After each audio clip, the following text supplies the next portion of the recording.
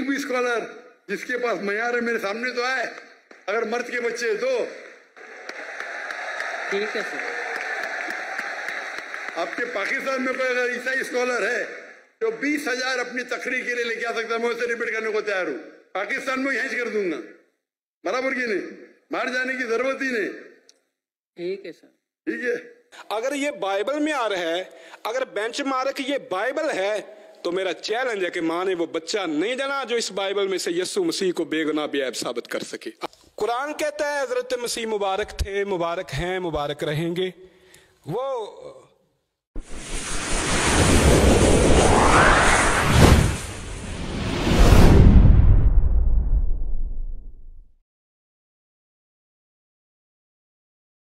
मसीह यसू के अजीम और जलील नाम में आपकी सलामती हो। मेरा नाम पादरी प्रोफेसर टोनी विलियम है। हमारे यूट्यूब के घराने के एक फ़र्द ने हमें एक वीडियो भेजी थी, जिस वीडियो में आपने देखा कि जाकिर नाइक साहब एक मसीही बच्चे को चैलेंज कर रहे हैं कि अगर कोई मर्द का बच्चा है तो आप उसे ले आएँ जो हमारे साथ मुनाजरा करे और साबित करे कि हम गलत हैं।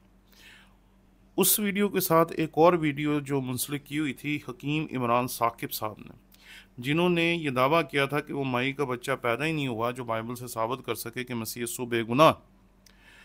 मैंने जब उस वीडियो को देखा तो मैंने सोचा कि इनके बारे में जानना चाहिए कि ये कौन है।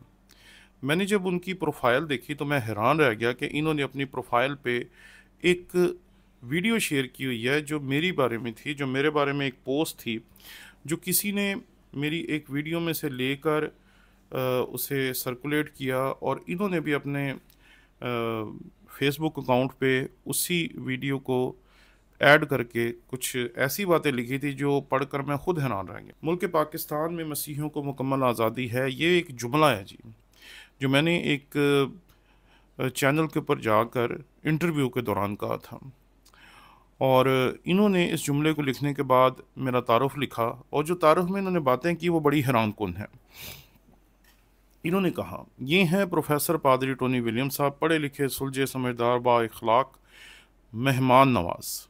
यहाँ तक जो बातें हैं इनके बारे में आप फैसला करें, क्योंकि आप मुझे बहुत बेहतर जानते हैं और मुझे हकीम इमरान साकिब साहब के सर्टिफिकेट की ज़रूरत नहीं है इन बातों को साबित करने के लिए। आप लोग जो मेरे यूट्यूब के घराने के फ़र्द हैं मुझे जानते हैं कि मेरे में ये खूबियाँ हैं या नहीं हैं। लेकिन आगे चलते हैं। आगे जो बातें हैं वो बड़ी दिलचस्प हैं और हैरान कुन भी हैं, क्योंकि जब इन बातों को मैं आपके सामने खोल के रखूँगा तो आपको पता चल जाएगा कि हकीम इमरान साकिब साहब जाकिर नाइक से किसी तरह भी कम नहीं, क्योंकि इन्होंने भी जो बातें की वो बड़ी कमाल हैं। एक शख्स था आज से कमोबेश 1 सदी पहले, जिसका नाम था ग़ुलाम अहमद कादियानी। मैं जब भी हकीम इमरान साकिब साहब को सुनता हूँ मुझे यूँ लगता है जैसे इनके अंदर कुछ वैसी ही हरकतें या वैसी ही आदतें हैं कि ये वैसे ही ज़ुबान तराज़ी करते हैं जैसे कि करना दुरुस्त नहीं, और उसी तरीके से जैसे वो किसी का नाम लेकर भी उसके ऊपर बहतान लगा देता था, झूठी बातें कह देता था और झूठी बातें किसी से भी मुंसलिक कर दिया करता था, उसी तरीके से इन्होंने भी इस जो पोस्ट है उसमें बहुत सारी बातें ऐसी लिखी जिन्हें आप जब जानेंगे तो आप खुद हैरान रह जाएंगे। इन्होंने लिखा, बाइबल सोसाइटी अनारकली लाहौर में जब कभी जाना हुआ तो पादरी साहब ने बड़ी इज्जत दी। पहला जो सच मैं बताना चाहता हूँ इस हवाले से वो ये है कि मेरा बाइबल सोसाइटी के साथ सिर्फ़ एक ताल्लुक़ है कि हम उनसे बाइबलें लिखते हैं, हम उनसे किताबें लेते हैं, उनकी बाइबलें हम इस्तेमाल करते हैं, उनकी किताबें हम इस्तेमाल करते हैं, और सिर्फ़ ये उनके साथ मेरा ताल्लुक़ है। इसके अलावा उनके साथ मेरा कोई ताल्लुक़ नहीं।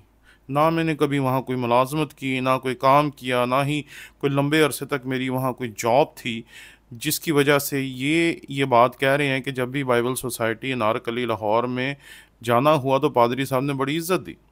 आगे चलें जी, आगे बात इससे भी मज़ेदार है, मेहमान नवाजी की। देखें जी, मैं जब बाइबल सोसाइटी में जाता हूँ तो मैं ख़ुद बाइबल सोसाइटी का मेहमान होता हूँ। वहाँ पर जो स्टाफ है वो मेरी इज़्ज़त करते हैं, वो मुझे खिलाते पिलाते हैं या जो कुछ भी हो सकता है वो ज़रूर मेरी खिदमत करते हैं। मैं ये कह सकता हूँ कि वो बहुत मेहमान नवाज है और वो मेरे साथ बड़ी मेहमान नवाजी के साथ पेश आते हैं। लेकिन मैं तो ख़ुद वहाँ मेहमान होता हूँ, वहाँ मैं बैठ कर किसी और की मेहमान नवाजी कैसे कर सकता हूँ।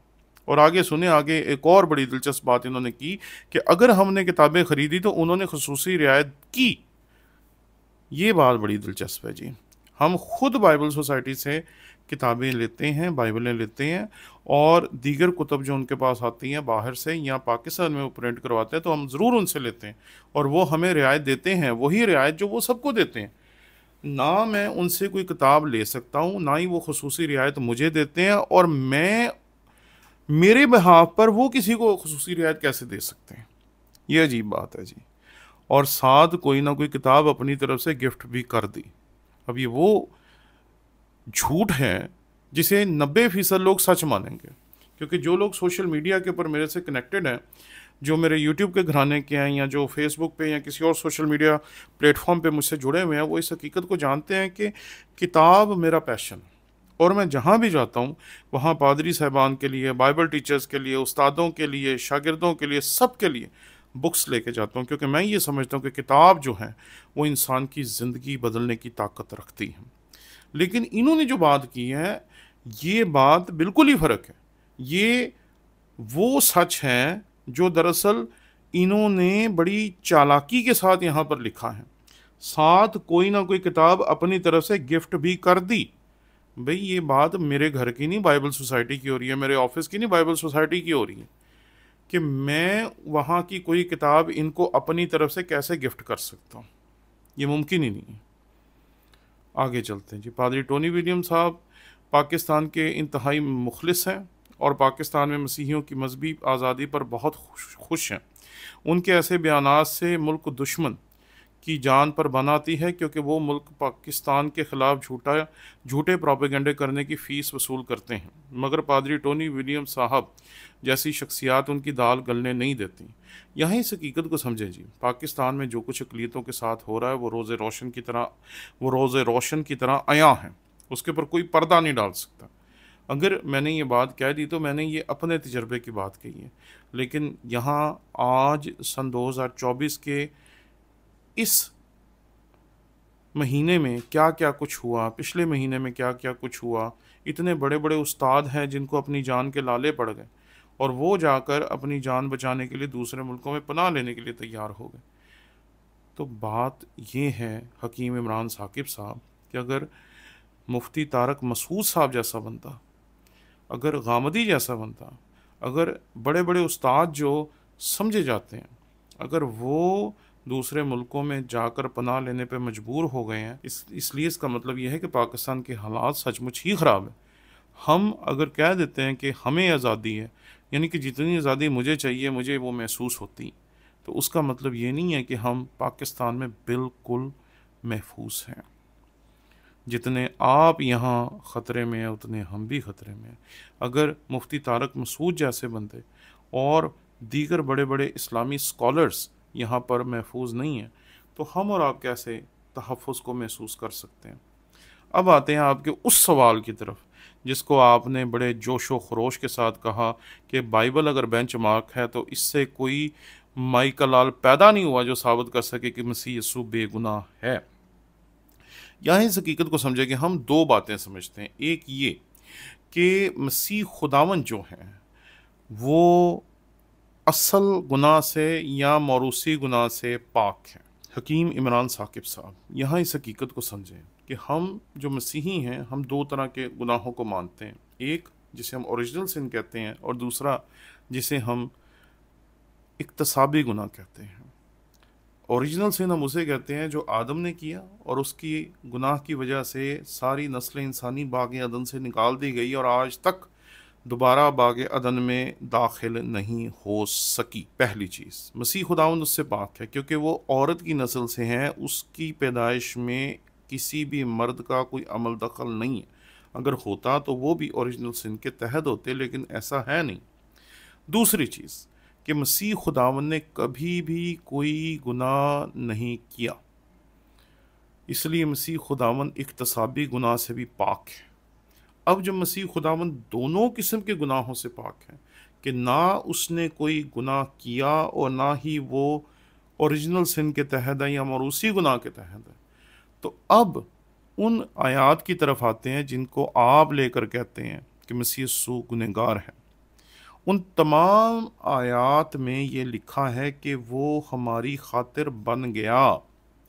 हमारी खातिर बन गया का मतलब ये नहीं है कि उसने गुनाह किया, उसका मतलब ये है कि उसने हमारी खातिर वो सज़ा उठाई जो हमें दी जानी चाहिए थी, जिसके हम सज़ावार थे, लेकिन वो सज़ा हमें दी जाने की बजाय वो सज़ा उसने बर्दाश्त की। इसलिए इस हकीकत को समझें कि जब हम कहते हैं कि मसीह यीशु ने हमारी खातिर सब कुछ बर्दाश्त किया, वो हमारी खातिर गुनाह बन गया, तो इसका मतलब यह है कि उसने हमारे गुनाहों को अपने ऊपर उठा लिया। उसका मतलब कभी भी वो नहीं है जो आप उसमें से निकालते हैं, क्योंकि आपको ये साबित करना पड़ेगा कि मसीह खुदावंद ने कोई गुनाह किया, और बाइबल में कोई एक हवाला भी ऐसा नहीं है जिससे आप ये साबित कर सकें कि मसीह खुदावंद ने कोई गुनाह किया है। दो बातें हकीम इमरान साकिब साहब जो मैं आपकी खिदमत में अर्ज़ करना चाहता हूँ। पहली बात कि जिस तरह की ज़ुबान आप मसीह खुदावंद के लिए इस्तेमाल करते हैं वो दुरुस्त नहीं है।